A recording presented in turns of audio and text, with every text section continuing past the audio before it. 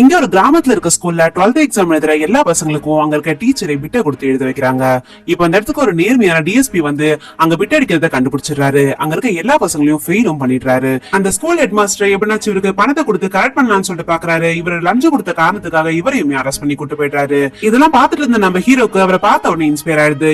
இவர் மாதிரி ஒரு நேர்மையான ஆபீசர் ஆகணும்னு சொல்லிட்டு ஆசைப்படுறாரு. அதனால அடுத்த அட்டம்ப்ட்ல எல்லா பசங்களும் பிட் அடிச்சாலும் நம்ம ஹீரோ படிச்சது வரைக்கும் எழுதி கொஞ்சமா மார்க் வாங்கி இப்ப பாஸ் பண்ணிட்டாரு. ஒரு டிகிரியை முடிச்சுட்டு இப்ப யூபிஎஸ்சி எக்ஸாம்காக இப்ப டெல்லிக்கு போயிட்டாரு. அங்க 15 மணி நேரம் லைப்ரரியிலயும் மாவு மில்லியோ வேலை செஞ்சுக்கிட்டே இப்ப 6 மணி நேரம் கஷ்டப்பட்டு படிச்சு எக்ஸாம் எழுதினா பல வாட்டி ஃபெயில் ஆயிட்டாரு. இப்ப கடைசி அட்டம்ப்ட்ல எப்படியோ பாஸ் பண்ணிட்டு இப்ப இன்டர்வியூக்கு போனா அங்க கேக்குற ஃபர்ஸ்ட் கொஸ்டினே அங்க ஏன் 12th ஃபெயில் ஆனீங்கன்னு சொல்லிட்டு கேக்குறாங்க.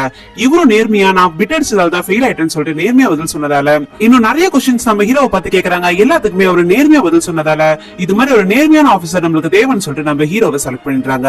கடைசியில எந்த மனுஷனை பார்த்து இவர் இன்ஸ்பயர் ஆனாரோ அவருக்கு அள்ளி விழுந்து ஆசீர்வாதம் வாங்குறாரு நம்ம